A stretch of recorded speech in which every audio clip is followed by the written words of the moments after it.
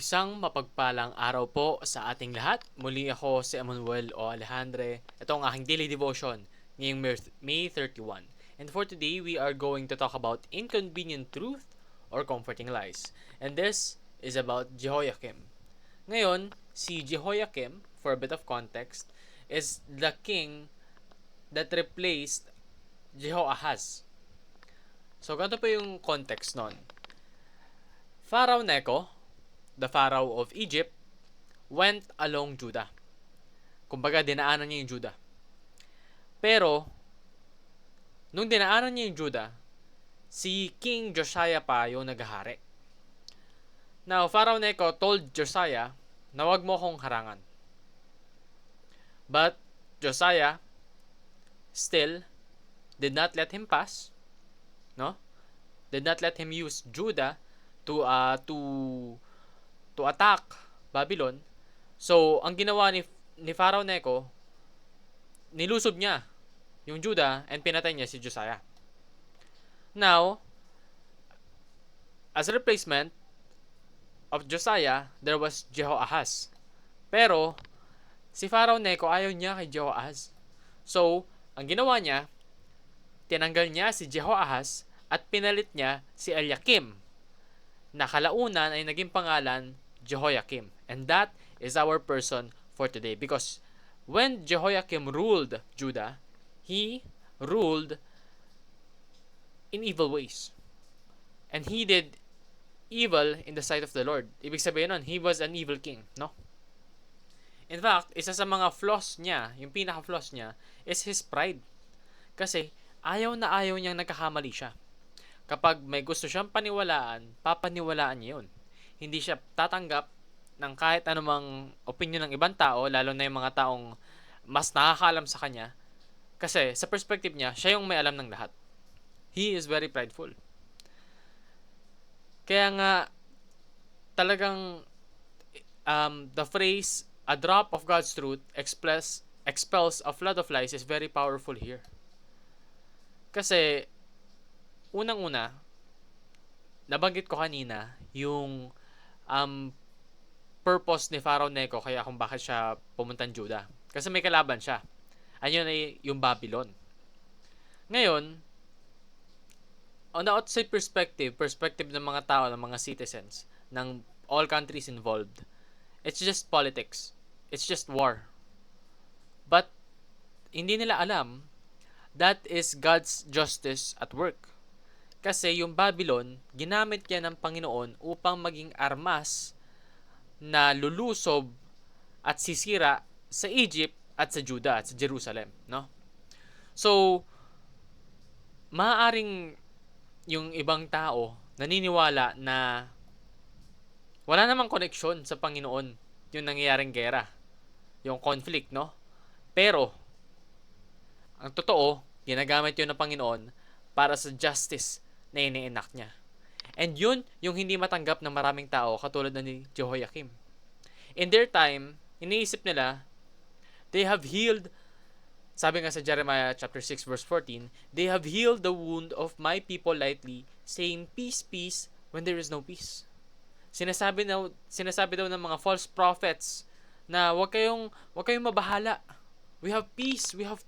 Pero walang peace kasi may gera nangyayari. And aside from that, they are still constantly disobeying the Lord. So yung mga warnings ng totoong mga propeta, dinidisregard nila kasi yung mga false prophets sinasabi, naligtas tayo, payapa tayo. Isa pa, sa Jeremiah chapter 23 verse 17, they say continually to those who despise the word of the Lord, it shall be with you. It shall be well with you, and to everyone who stubbornly follows his own heart. They say no disaster shall come upon you. So grabe, minamanipulate talaga nila, no? Yung mga false prophets sinasabi na kayong mga hindi nakikinig sa utos ng Panginoon, huwag kayong mabahala. As long as ginagawa niyo yung gusto niyo, okay lang yun. Well, here's the thing. Every single action of ours has consequences. Be it good or bad, it's still consequences. And that's what they fail to grasp. Gawa lang sila ng gawa. Sala lang sila ng sala. Sin here, sin there, sin everywhere. Because They thought that they were fine. But they did not. And they weren't fine. Because unang-una, listening to God's truth leads to salvation. Yung tanging pamamaraan lang para maligtas tayo sa ating mga kasalanan na hindi na natin kailangan bayaran pa sa pamamagitan ng pag-spend ng eternity sa dagat-dagatang apoy is to believe in God, to have Christ in us, with us.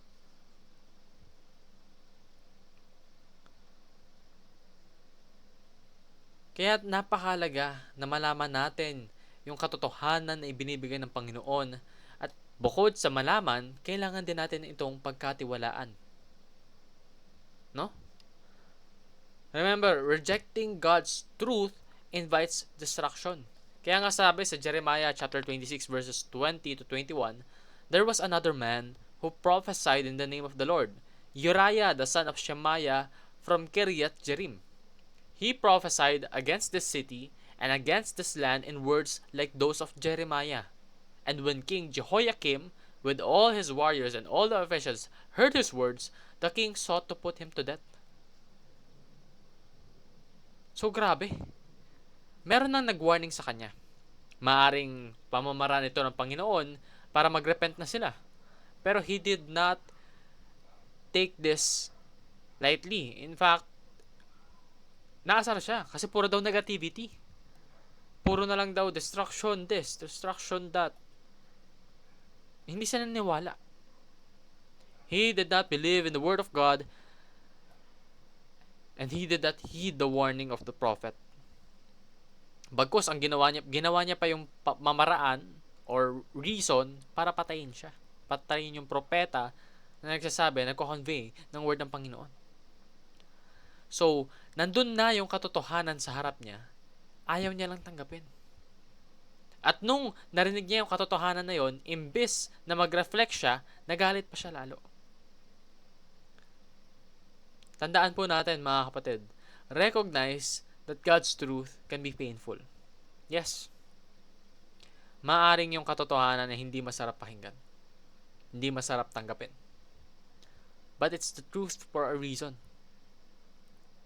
And it's the only thing that can save us.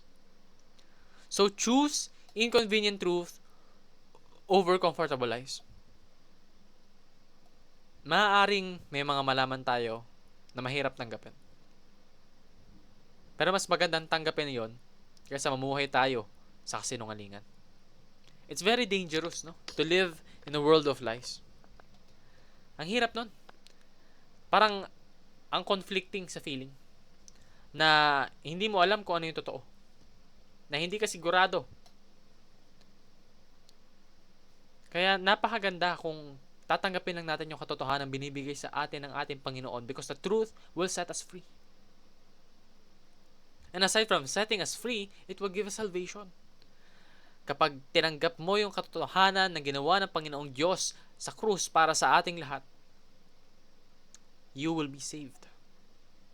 Kapag tinanggap mo ng buong puso, ng buong buhay mo, and you live to serve God, to obey Him, then you will be saved.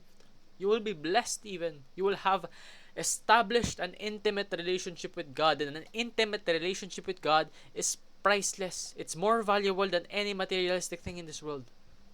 Because any materialistic thing in this world can depreciate. But the only thing that cannot depreciate is your relationship with God. It is eternal, never ending. So always read God's word with a readiness to obey. Alamin mo yung truth ng Panginoon, and you can only do that through the Bible. And habang binabasa mo yun, dapat ihanda mo yung puso mo sa pagsunod. Kasi kung babasahin mo yun at hindi mo i-apply yun sa iyong buhay, that's just wasted knowledge. Pero kung i-apply mo yun sa iyong buhay, that's wisdom. That's godly wisdom. And that will help you. Yan lamang po ang aking daily devotion. Maraming salamat sa pakikinig. Pagpalain po tayong lahat, and let us all give glory to God.